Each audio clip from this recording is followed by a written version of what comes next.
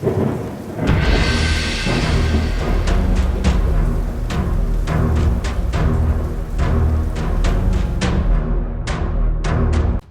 up, Headless? Welcome back to the channel. So today we're going to be talking a little bit about Skeleton Crew episode 3, and I'll give you some predictions after we do a quick breakdown of the episode. Guys, go ahead and check out the channel membership for only $2.99 a month. I'm extending this deal through the weekend if you sign up, and then with your second month paid subscription to the channel, I will be sending you a brand new free Funko Pop. I appreciate all the love and support, and don't forget to also smash that like button. All right, guys, this one is called Very Interesting as an Astrogation Problem. All right, so let's dig deep into this episode.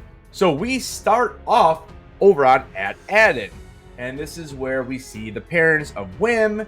Remember, Wim's father's name is Wendell. We see Fern's mom, Farah, and then KB's apparently got two mothers, and I don't think we really catch their names in this. So they are all talking, and they are super worried about the kids who ran away.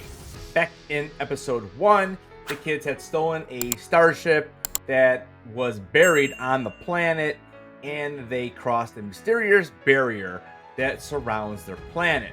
Now, over on the live last night, we discussed how this could be some type of nebula like we saw in the Wrath of Khan. Now, a nebula is basically just a bunch of gas that kind of will help hide something. Now, the only thing I don't know about that theory is that I feel like if they saw some type of gas when they were flying away, because if you don't remember, in episode 2, they're trying to get back, but they don't know where to go. They can't locate it. I would assume you'd see like some type of gas if that was what we're dealing with. I think it might be more of some type of cloaking device for the entire planet, and this is why we can't see it. But either way, they cannot get back until they get the correct coordinates, and that is kind of where we're at. So as the parents are sitting around talking about what to do next, and the security droid that came in to give them that actual news of where they went, the droid then says that the leaders have now decided that they're not going to go after the children, which very, very much frustrates all of the parents.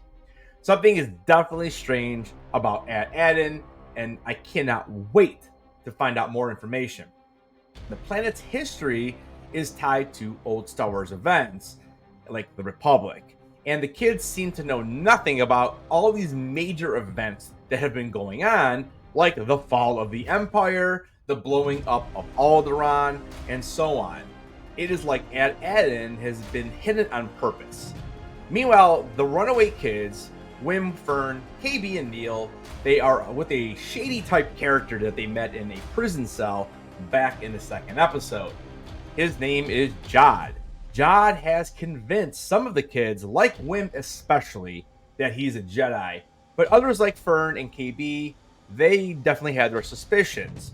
Jod is not what he seems. I think we know that for sure. He can use the Force, but he's no heroic Jedi. Now in this episode, we find out that Jod has a few different names. We know him as Captain Silvo, who we saw in the opening of the series leading some pirates to a ship, but the treasure was not there. Later on in the episode, we find out he's also known as Crimson Jack and has a sketchy past full of lies and crime. So he helps the kids break out of prison, and he basically does this because he wants the free ride on their ship. The group eventually heads back to Port Borgo to rescue SM-33. Now, this is the droid that we saw get blasted in episode 2. So the kids basically told him that you need to go save our droid. And I think they were doing that to kind of see if they could trust him. Plus, they didn't want to leave without the droid. So once back on board with SM-33, we see Jod make some food for himself while all the hungry kids watch. I thought this was a really, really good scene. I thought it was pretty funny, and it just adds that little bit of humor. As the kids eat his leftovers, they discuss the situation. So Neil thinks that Atin's secrets are tied to their parents' great work, while the others suspect Jod is only interested in getting a reward for returning them back to their planet. KB in particular doesn't trust Jod and calls him out on his lies. Later, they visit Jod's old friend Kim, who offers to help them figure out Atin's location. She suspects the planet was hidden on purpose and it's only known through myths and songs. Now, Kim is a very interesting character.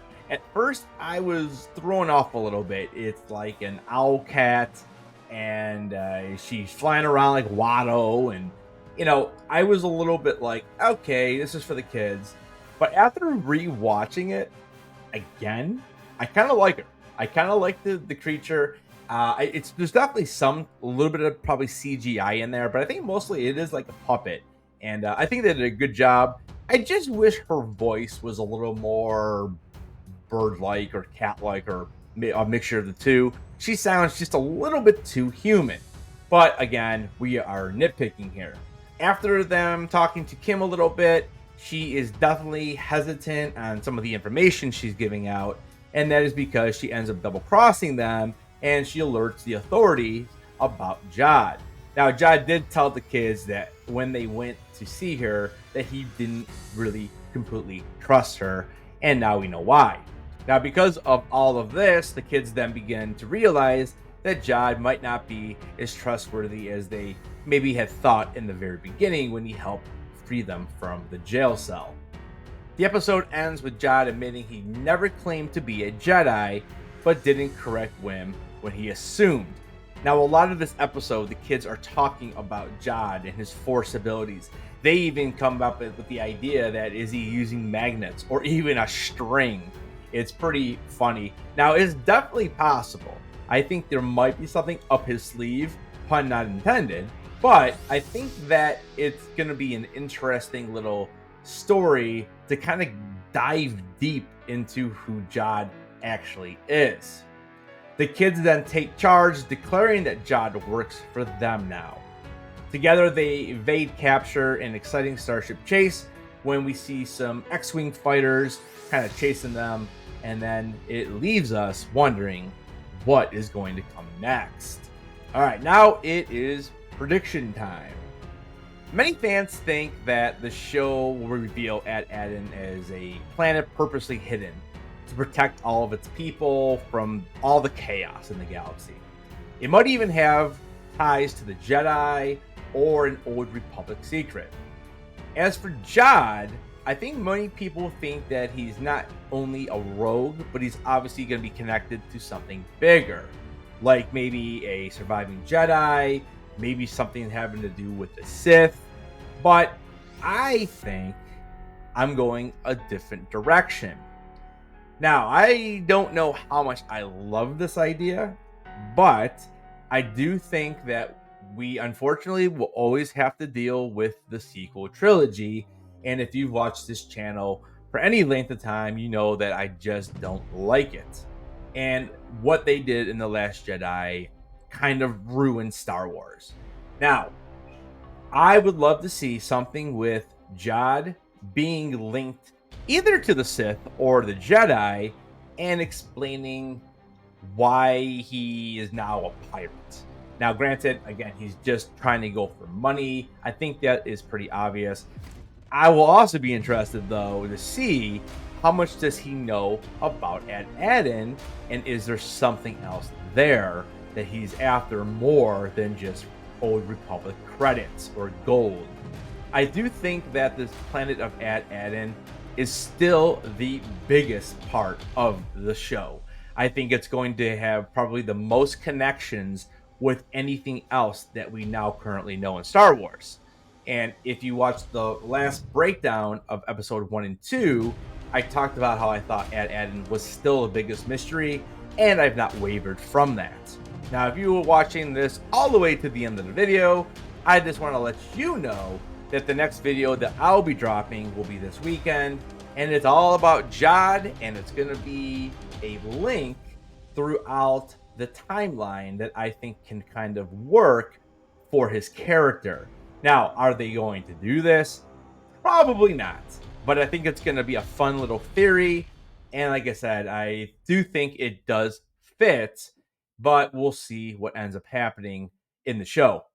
All right, guys. Well, let me know what you thought about episode 3 and how you are feeling so far through the first 3 episodes of Skeleton Crew.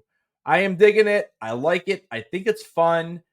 I do want some type of connection, though, with the rest of what we know. All right. Thank you so much. Don't forget to keep those heads on, and I'll see you guys in the next video.